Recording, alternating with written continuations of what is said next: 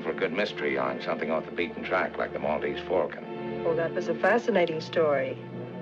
But here's one that has everything the Falcon had and more. It's Raymond Chandler's latest bestseller, The Big Sleep. And what a picture that'll make. You mind if I look at it?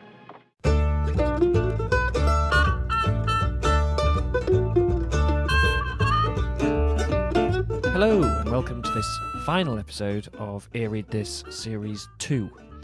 Looking back, it's been an eclectic run of books, occasionally threatening to have some kind of thematic link, but more often than not, lurching from Shakespeare to Hunter S. Thompson like a librarian in an earthquake.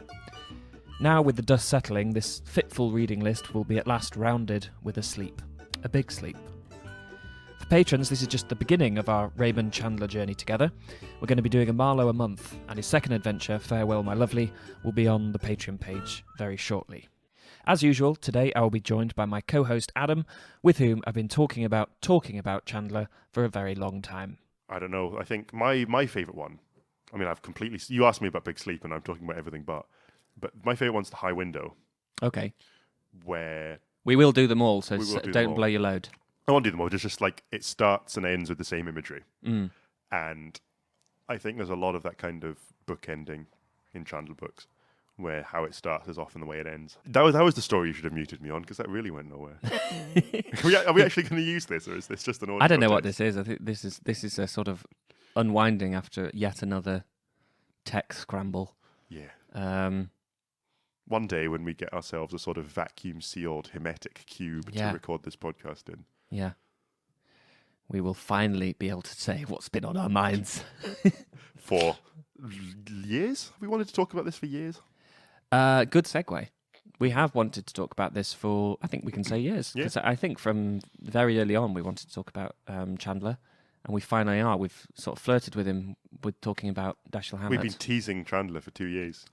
2 years. 2 years. 2 years we've been teasing Chandler.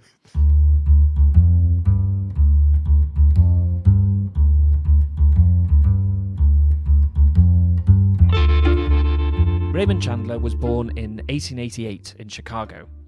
12 years later, his family moved to London, and Chandler was enrolled at the prestigious Dulwich College. Later, he would say, "It would seem that a classical education might be a rather poor basis for writing novels in a hard-boiled vernacular. I happen to think otherwise." After school, Chandler wrote romantic poetry, returned to the States and took a diverse range of jobs, such as bookkeeping, fruit picking, and tennis racket stringing. He served in the trenches of France with the Canadian Expeditionary Force and was twice hospitalised with Spanish flu during the last century's big pandemic. After being fired from his job as an oil executive, Chandler was in his mid-40s, midway into the Great Depression, and without work. Despite the bleakness of the situation, he decided to do what I had always wanted to do: write. But this time, instead of romantic poetry, he needed to find something that would pay the bills. It was after picking up a Pulp magazine that Chandler said, "It suddenly struck me that I might be able to write this stuff and get paid while I was learning." Pulp magazines, so called for the cheap wood pulp they were printed on, were then entering the peak of their popularity, sometimes selling up to 1 million copies per issue. By way of contrast, in 1930 there were less than 500 bookstores in America, selling largely to a wealthy and sophisticated elite.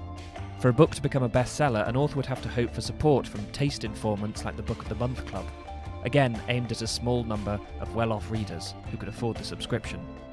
But it wasn't the case that no one else was reading or that they couldn't read. UNESCO estimated in 1940 that 95% of Americans were literate. It's just that the book publishers were targeting only a wealthy fraction of them. Cheap paperbacks were only just entering circulation, and hardbacks cost more than $30 in today's money. So in 1930, if you weren't well off and wanted something to read, you reached for the pulps. Of these, according to the annotated Big Sleep, Black Mask was widely regarded as the best of the bunch. It was founded in 1920 by drama critic and editor George Nathan and journalist, culture maven and scholar H.L. Mencken as a way to fund their tonier magazine, The Smart Set. Its early subtitle announced Western, detective and adventure stories, but due to popular demand, the crime stories and specifically the newly invented hard-boiled detective fiction took over. Despite his lifelong desire to write, Chandler felt he had to learn how to do it all over again to get published in the pulps. He studied the work of Dashiell Hammett and Earl Stanley Gardner, writing to the latter, I learned to write a novelette on one of yours about a man named Rex Kane. I simply made an extremely detailed synopsis of your story, and from that rewrote it and compared what I had with yours, and then went back and rewrote it some more, and so on. It looked pretty good. It took him a year to write his first story, Blackmailers Don't Shoot, and another 6 years would pass before The Big Sleep, Chandler's first novel, was published. Like all of Chandler's books, you never really get an oversight on what the plot is. And when I say the plot, I mean like the conspiracy that the thing's hung on. All of Philip Marlowe always gets close enough to realise that he's way out of his depth, and then that's the sort of closure you get. Sometimes he maybe saves one person, and that's good enough. One of the reasons for Chandler's apparent loose grip on plot was that he tended to cobble together his novels from previous stories, and would call these cannibalizations. Pulp paper never dreamed of posterity, Chandler once said. The stories published in magazines had short lifespans. Once you read your monthly pulp, you put it aside and forgot about it. Chandler never betted on anyone going back to preserve his old stories and cross-reference them with his novels. The cannibalized stories in the case of The Big Sleep were The Killer in the Rain from 1935 and The Curtain from 1936, as well as a few scenes from an earlier third story, The Finger Man. Combining pre-existing storylines is usually what gets blamed for the plot inconsistencies in Chandler. Famously in The Big Sleep, the chauffeur Owen Taylor is found bludgeoned and driven off a cliff, but it's never quite clear who killed him, or if it was a post-bludgeoning suicide dive. But there's nothing wrong with a few structural mysteries in a detective novel, and the process of cannibalizing his older stories allowed Chandler to focus on individual scenes and creating atmosphere. The mystery outfit was a means to an end, and he once said he didn't care a button about the detective story as a form. What it allowed him to do, besides make a living, is get away from what Marlowe would call the austere simplicity of fiction and into the tangled woof of fact. In pacey, slender crime novels, it is an economic law that action and characterizations uphold the plot, even considered wasteful if any don't. In a Chandler novel, the plot is used like compost, sprouting and housing all sorts of life for Marlowe, the shop-soiled Galahad, to shovel his way through. Plot of the Big Sleep. Marlowe's employed by Sternwood, wealthy Mr. Sternwood in his greenhouse. Yeah, and there's a great description of his hair. Yeah, like the last wildflowers clinging onto a cliff or something. Windswept cliff. Yeah. Yeah, that's such a good piece of atmosphere. Is that Marlowe is in his sort of like sticky polyester shirt. Basically a jungle. Yeah. Above the entrance to the Sternwood place, Marlowe sees depicted in stained glass an armoured knight rescuing a damsel who is tied to a tree and nude, her dignity preserved by her long and convenient hair. The knight is in the act of untying the lady, but isn't making much progress. If I lived in the house, I would sooner or later have to climb up there and help him. He didn't seem to be really trying. This second paragraph of the Marlowe novels introduces a long-established theme of critical interpretation. That Marlowe is a modernised kind of knight-errant, a figure from Don Quixote's library, from Arthurian romance. One of the names Chandler actually played around with before landing on Marlowe was Mallory, after Thomas Mallory, the author of Le Morte d'Arthur. Like a knight of yore, Marlowe roams his own lawless world, living by a personal code of honour. Instead of the ancient country and castles of England and France, this knight trots through Los Angeles, a city so lavishly corrupt and crime-ridden that it prompted journalist George Creel to comment, "This isn't a city, this is a conspiracy." As implied by his wanting to help the stained glass maiden, Marlowe's honourable efforts are often futile. He acknowledges this quite frankly at one moment in the book. "I looked down at the chessboard. The move with the knight was wrong. I put it back where I had moved it from. Knights had no meaning in this game. It wasn't a game for knights." Well, Sternwood basically he suffers from some kind of horrible condition. Sounds like you've got it. Yeah, I've got the It flared Sternwoods. up when you even mentioned it. But he has to spend all of the rest of his life in a greenhouse, basically, for the air. The General, Sternwood, is in rough shape, spending his time wrapped in blankets in a humid greenhouse, paralysed in both legs, with half a stomach left, and only able to sleep a sleep so close to waking it hardly deserves the name. He's in a kind of purgatory, and using his strength like an out-of-work showgirl uses her last good pair of stockings. The jungly conditions of the greenhouse make a lasting impression, the perfumed stench of the flesh-like orchids lingering throughout the rest of the book. Many have commented that the jungle in the greenhouse prefigures the jungle of Los Angeles, but the incongruity of this microclimate makes another impression, that of rapid assembly. I think. Well, what do you think about the setting then? Of Well, I was Los just reading Angeles? Los Angeles. Yeah, I was really interesting. I was reading about it earlier, and so we didn't really talk about San Francisco as much when we talked about Hammett, but Frisco had just been hit by it was still kind of recovering from the huge earthquake when Hammett wrote about it, and that's why it's kind of fog bound and fog smothered. Can you say fog bound? Does that mean you're going into fog? Fog bound, I guess, means that you're sort of plagued by fog. Fog swaddled. Fog swaddled. But I was reading about Los Angeles, and between 1910 and 1930, It like quadrupled billioned in size. yeah, I think the population tripled or quadrupled, Well, 'cause and there it was so springing up so quickly that it was just a sprawl. but also rife with corruption. It was kind of run by the Los Angeles. They're called something like the Los Angeles Organization, a really catchy mob name. But I think they were. The impression I got was it was the last frontier town. Yeah, They'd made it all the way west, and that was the last place you could go and sort of stake your claim. yeah, And get a patch of land very cheap. And so I think the last people who got rich in America off land owning yeah. got rich there in Los Angeles. Oh right, so it was. Oh okay, I didn't know that. Because it was it's the plot of Chinatown. Mm. The man who brought water to the desert. Oh, of course. When they managed to irrigate Los Angeles and give it water supply, suddenly there was this enormous amount of coastal space that was just a paradise for anybody who had money to develop on. So you would have all of these housing projects spring up, which would have been very cheaply made, a downtown area that started off quite small and then expanded. It's why Los Angeles today is long and low and flat, because the border for Los Angeles was never properly set. It just kept spreading. It was probably one of the first modern sprawl cities because there was just a free-for-all on space. Yeah. I think that's still the same in America, but now I don't think there's any land left in America that's unowned. Los Angeles had been put together quickly, as the annotated Big Sleep tells us. In the 1910s, it was the fastest growing city on Earth, hyped and hustled like perhaps no other city had ever been. The population of Los Angeles ballooned fourfold between 1910 and 1930, from approximately 310,000 to about 1.25 million. California had only been conquered less than a century before Chandler wrote The Big Sleep, and its existence as a former violent frontier town following the Mexican War would still be in living memory. Chandler seems to acknowledge the anxiety that comes with the rapid changes to the landscape, and makes Sternwood epitomise the cost. While he has the trappings of an ancient patriarch, his history doesn't have very deep roots. A portrait in the entrance hall depicts a Sternwood relative in stiff regimentals from around the time of the Mexican War. Sternwood has made his fortune in the oil fields, acquiring the wealth of a grand old family overnight.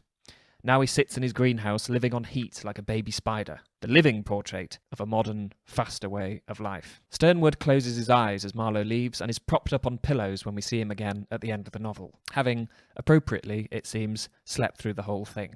I forget. Marlowe's ex-police, I think. Or Well, interestingly, in the first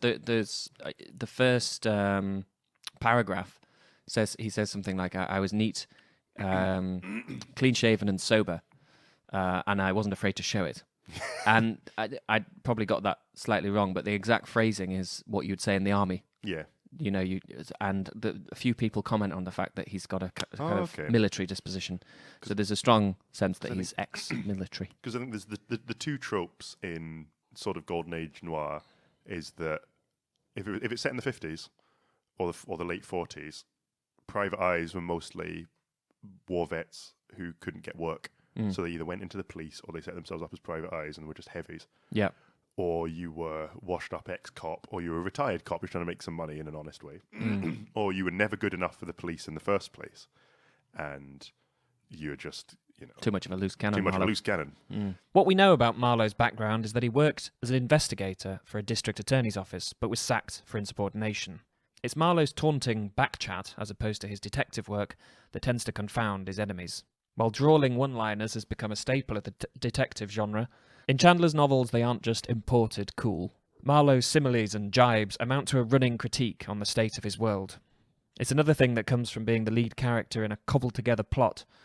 Marlowe is more than usually alive to the artificiality of the characters around him. Not too surprising, he is, after all, in Hollywood, but he has a special gift for noticing and calling out the affectations of others. In the next novel, he admires a character's cool, half-cynical way of talking, not yet hard-boiled. The quality of his own wisecracks is at various times assessed throughout the books. In The Big Sleep, he twigs onto the daughter Carmen's eyelash trickery at once, and even congratulates himself on his own performance. I snicked a match on my thumbnail, and for once it lit. He lives in a town of practiced stares and rehearsed charisma, and it feels at times like there are no real people left in it. Each one you meet can only be judged on the merits of their own artistic success. His daughter's missing. He wants to go find his daughter. No. His daughter's being blackmailed. His daughter's being blackmailed. Yeah. His daughter's not missing yet. Okay, that comes later. It's one of the two classic starts. The one is my daughter's missing or my wife is missing, and the other one is she's being blackmailed with the pictures, isn't she? with nude photos. Yeah. There's two daughters. There's Carmen, and then there's Vivian, and it's Carmen who's being blackmailed. Carmen's the Carmen's the younger daughter. There is a missing husband of the elder sister. Yes, there is one, but he went missing before the start of the book, didn't he? And that's not Marlowe's job. He's assigned to find this blackmailer who's a bookseller, dodgy bookseller called Gwyn Geiger. Although he is hired to make Carmen's blackmail problem go away, what grabs Marlowe's attention is the disappearance of her brother-in-law, Rusty Regan. He was married to the older Sternwood sister, Vivian, who shares her name with the Arthurian Lady of the Lake, itself later used as a title of another Marlowe novel. In the medieval stories, Merlin falls in love with Vivian, even though he knows she will be his doom. Sure enough, depending on which version of the story you read, she either buries him alive or seals him in a hawthorn tree to spend eternity in an enchanted slumber. At the end of this Big Sleep, it is discovered that Rusty has been dead the whole time, killed by Carmen and buried in one of General Sternwood's oil fields. That's a brilliant bit. The bit with the bookshop, with where he goes in and fakes being a confused tourist. Yeah, he puts his hat on backwards and puts on a pair of sunglasses. Bookshops, as I mentioned at the start of the episode, had a clientele of wealthy elites, unless they were fronts for pornographers like Geiger.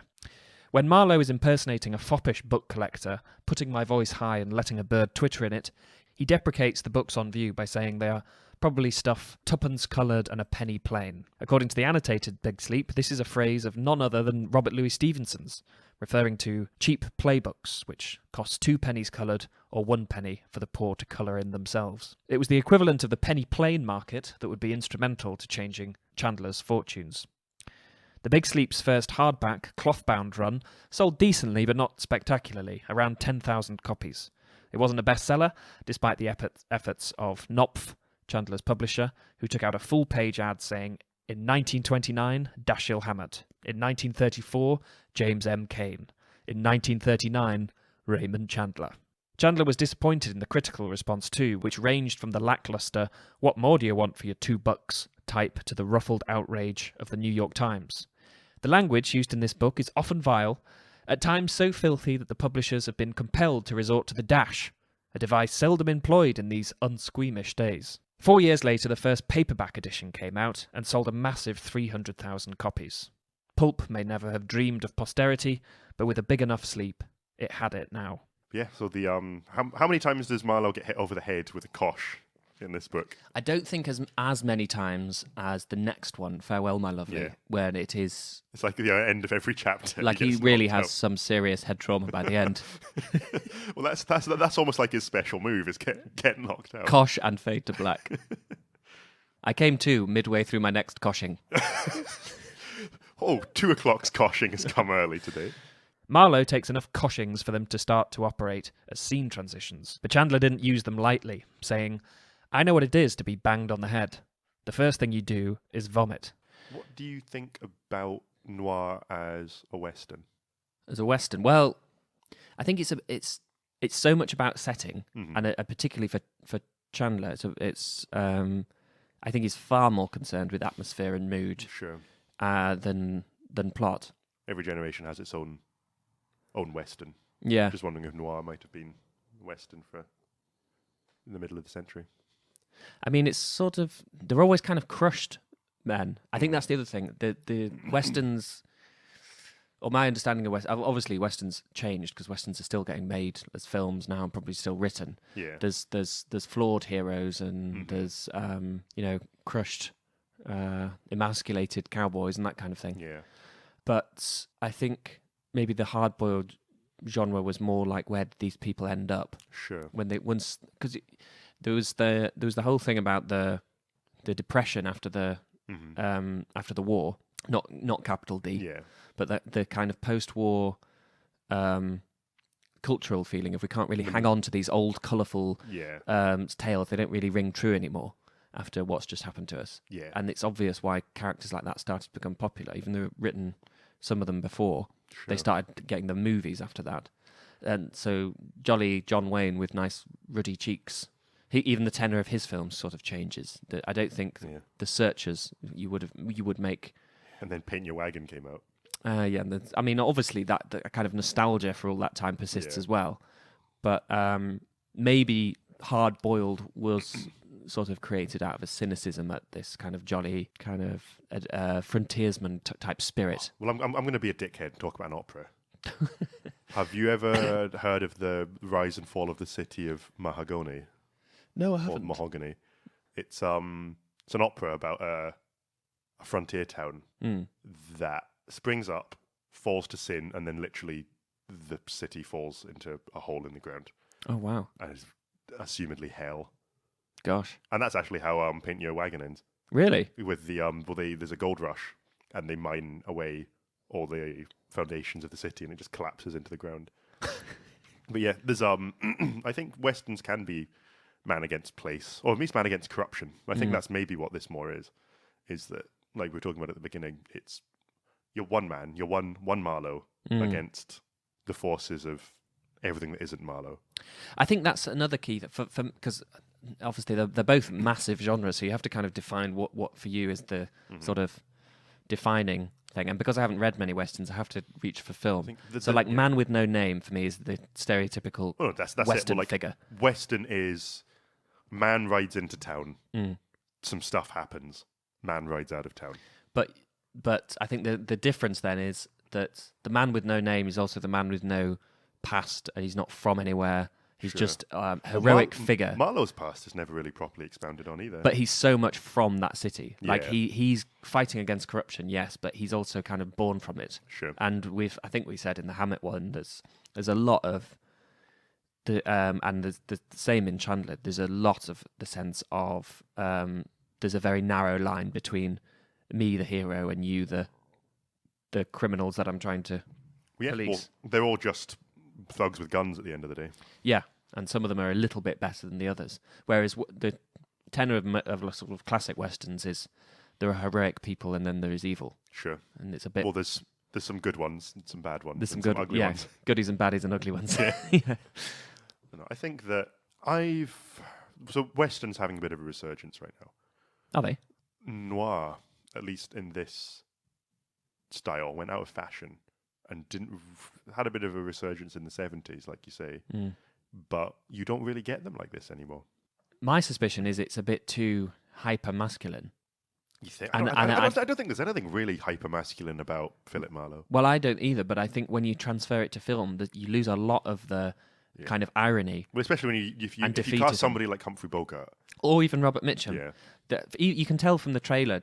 In fact, the one thing I could tell from the trailer immediately is that very first line. I was clean. You know, it's a silly hypermasculine line if it ends here. I was like clean shaven, neat and sober. Full stop. Yeah. Full stop. That's a silly line. Yeah. Whereas if it's I was clean shaven, neat and sober, and I wasn't afraid to show it, that immediately has got. It's funny. Yeah. It's funny, and it's kind of poking fun at itself. I notice in the trailer, Robert Mitchum says it and drops the second part. Yeah. So immediately you can just tell that they've gone for a different tone, and not. And then you do end up with basically a Western hero in a more modern setting. A lot has been written about the hard-boiled detectives being the sons and grandsons of the frontier gunslingers. The missing link is sometimes said to be Deadwood Dick, a pulp outlaw turned detective. The similarity lies chiefly in their individualism. Like the frontiersmen of the Old West, the gumshoes and private eyes operate according to their own private laws. As John Paul Athanassarellis says, As the homophone Private Eye suggests, the figure of the hard-boiled detective is grounded firmly in the individualist ethos of the United States. But the gunslingers were even more of a law unto themselves, their stories much more bloodthirsty, partly because their enemies, whether Native American or Mexican, were often depicted as evil aliens. Hard-boiled private eyes don't tend to be all that socially progressive either, prone to racism and particularly to homophobia and misogyny. But their enemies are almost always fellow citizens. The frontiersmen were violent and non-cooperative, whereas Marlowe does as much as possible not to use his gun and tries at every opportunity to preserve human life. That's not to say that he's sentimental about the dirt he mingles with. Did you know that worms are of both sexes, and that any worm can love any other worm? This line, which kind of comes out of nowhere, sounds to me like it comes from someone who is destabilised by the sudden boom of diversity around him. Marlowe might not like or understand a lot of his fellow citizens, but he recognises their rights and, most importantly, sees himself as only another figure in their world. This is what makes him very different from the gunslingers of the old westerns. They had you think they invented the landscape as they discovered it. But by Marlowe's time, America has long been shared out. Marlowe seems to intuit throughout the novel that he is not its main character. The rain still pounded, with a remote sound, as if it was somebody else's rain. And Chandler himself said, Marlowe is outside the story and above it. I always just end up talking about Chinatown.